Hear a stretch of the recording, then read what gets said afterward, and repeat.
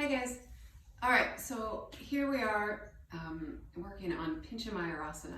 The English translation to that is feathered peacock. So maybe in gymnastics they call it forearm stand or forearm balance. So any of those things basically means one thing, and that is an inversion on your forearms with your face off the floor, I guess. So there are a lot of alignment rules that we hear in classes that aren't necessarily beneficial. One of them is keeping that you have to have your arms parallel like this and in line with the shoulders, and so I'm going to say absolutely false information there. Sometimes you will learn to put a block in between your hands like this in order to keep your hands there. But here's what will happen. Look, watch the other tutorials. We're talking about other things, not just an achievement-based approach or doing yoga the right way or doing the pose the right way. We have to take into consideration how the body is built, your unique range of motion limitations or abilities. We have to take into consideration the fact that it's pretty scary to have your face this far from the floor, and it kind of throws all of those other rules of alignment out the window.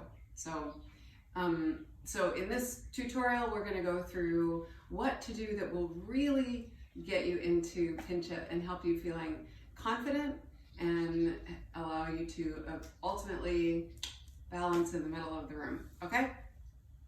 Okay, so, we practice handstands at the wall all the time, and some things that come along before kicking up at the wall is understanding what it feels like to have all of the weight on the arms in this configuration.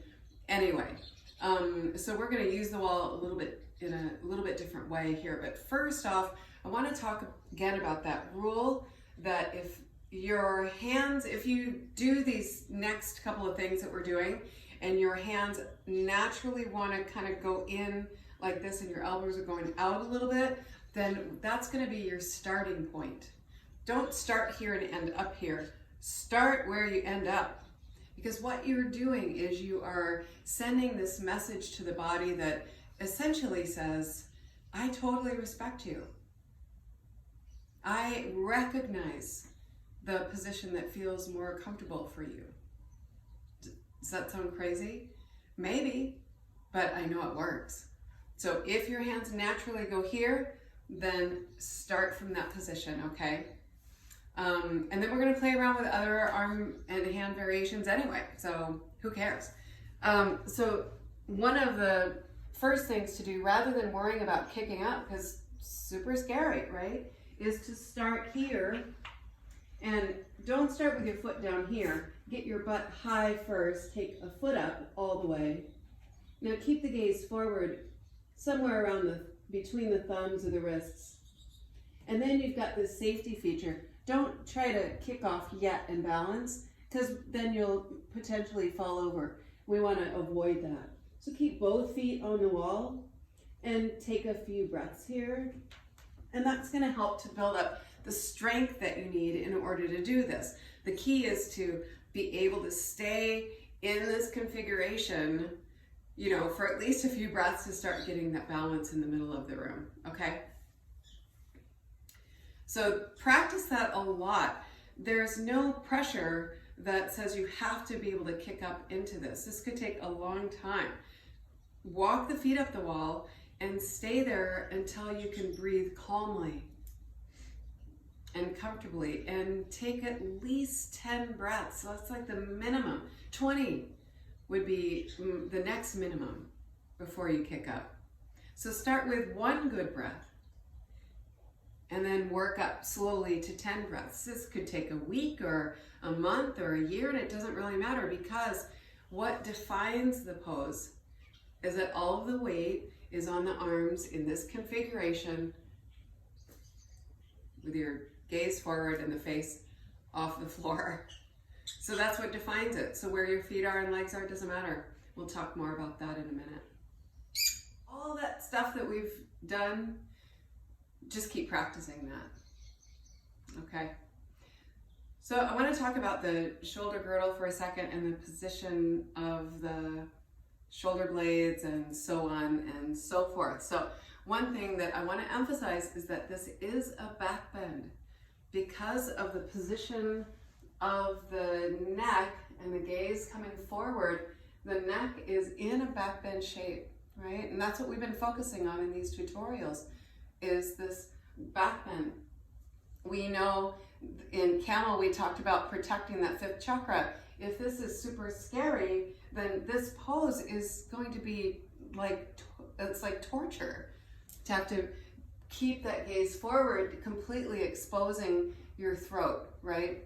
So that's one reason I like walking the feet up the wall, because it's a little bit of an extra safety net and we're not using all of that exertion to kick up when we're with no safety net here. So walking the feet up the wall is going to help to teach that length of that neck, that it can extend forward, that you can keep the gaze forward, and my emphasis is on breathe calmly, okay?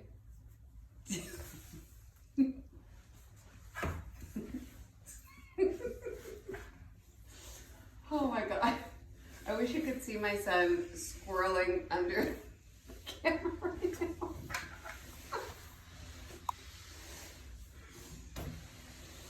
Anyway, so breathe calmly. That's the whole key to winning. Now the other thing is, we talked about pushing through the shins or the feet and all the other back bends. I want you to emphasize pushing down through here.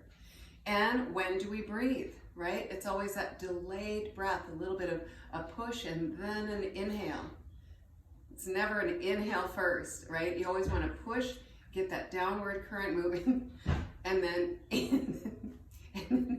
inhale when you're almost in it, okay? So I'll give you a couple of examples here. With that gaze forward, you're in a back bend, just be okay with that. Now you can, remember I said if your hands naturally go this way, then start here. I'm okay with them in line, but just for this purpose, I'll keep my hands together a little bit. And then I want to not just push, but also pull through the forearms. That's ultimately going to be what lifts the hips up, all right? You want to pull forward a little bit, pull and inhale, all right? And just use the wall. And then when you come down, I come down really softly. So the next key to this is, can you step over it? The next key to this is to only stay in it for a half a breath, like lift up and inhale, and then come right back down and exhale. There's no rule that says you have to stay in it for a long period of time. This is developing a relationship, and it's a relationship that you want to have last a lifetime. So take it slow, one breath at a time. There's no rush. Keep walking the feet up. Take your time there. Get those 10 breaths in, and then get those 20 in. Play around with what hand position is more comfortable for you. Are you okay with more external rotation? Do you like a little bit more internal rotation of the humerus and the shoulder socket? It's going to depend on how you're built, okay? It's going to depend on what you do when you're not doing yoga. Hopefully you do other things, right? So all of those things first. And I know if you're patient and you put the time in with all of these other aspects, then kicking up is going to be like, okay, whatever. All right. So a couple of different things to remember. You want to push down and then pull and inhale. Use the wall effectively. This is a back bend, so it is, don't worry about trying to get that banana shape out of it. Look at how, I mean, this is beautiful. Why would you want to get that banana shape out of it anyway? All right. So use the wall, keep pulling forward, and breathe softly. Okay? If you have any questions, let me know. All right, guys, in this video, I'm going to show you a couple of tricks that I have for getting away from the wall. Okay? Now, there's nothing wrong with using the wall for the next 20 years. It may not be sexy, but it's super effective, whether you're walking the feet up or kicking up at the wall. But it's also nice to know how can you start to develop the stability that you want in order to be able to kick up in the middle of the room without being afraid, with breathing calmly, and without falling over, okay? So the first thing that I recommend is that you slowly begin to progress, moving further away from the wall. So if you've done all those other things, and now you've moved into kicking up at the wall, practice with your feet a little bit away from each other. Another thing you want to really focus on is not having like legs that aren't doing anything, but just kind of hanging out here. Really reach through the toes and keep pulling. So the more you reach and keep those legs active, that's going to help you balance, okay? Now, next thing is to just start to move a little bit further away from the wall. So now you can take the feet wider, have a bigger kind of center of gravity here. And always take a few calm breaths.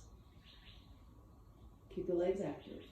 When you come down really slowly, okay? That's important. And then move further away from the wall.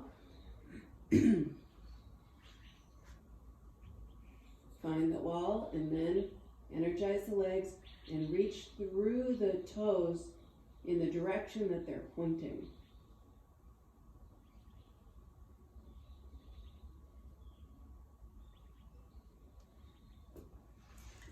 Okay, so the more you reach through those feet, you've got this it just creates more stability for the inversion itself. The other thing that I want you to think about, let me tuck my shirt in. The other thing is when to inhale. We want to do that a little bit later, but then ultimately you're going to start to focus on the position of the pelvis. So rather than using momentum, you want to think about using the pelvis to pick the legs up, okay? So if I'm here, my pelvis is tilted back, and then if I pull and shift my pelvis forward, then that's going to be what's going to pick my legs up, all right? Rather than using momentum, you can just start to shift the position of the pelvis from back to front. So give yourself time to work up to that. Do all of the things that we did earlier and really build up the strength in not just the physical body, but also you want to build up the confidence in your emotional body, in the intellectual body, and really develop that downward current and pulling action. All of these things will start to come together in a way that's super cohesive and will ultimately lift you up. One more thing that I want to say is that it's also good to start practicing falling over, because again, if you are kicking up in the middle of the room prematurely, if you haven't done all of this work and you kick up in the middle of the room, you go right back to square one and being afraid of falling over. So just kind of avoid that situation altogether. Do all this stuff, but then practice falling over, okay? So you can do that by figure out how far away from the wall you want to be, and just start to bring a foot all the way down, push and inhale and lift the hips back up. So this is good practice anyway. Push and lift. And you can find your right distance to get the foot all the way to the floor and push and pull and lift yourself back up so that you're not afraid of falling over. You already know how to do it, and you can start to do it on your terms, okay? Does that all make sense? All right, be sure to message me if you have any questions. Send me your videos. I'll always take a look and give you personalized support. All right. Thanks, you guys. Super fun making these for you, and I'll see you next time.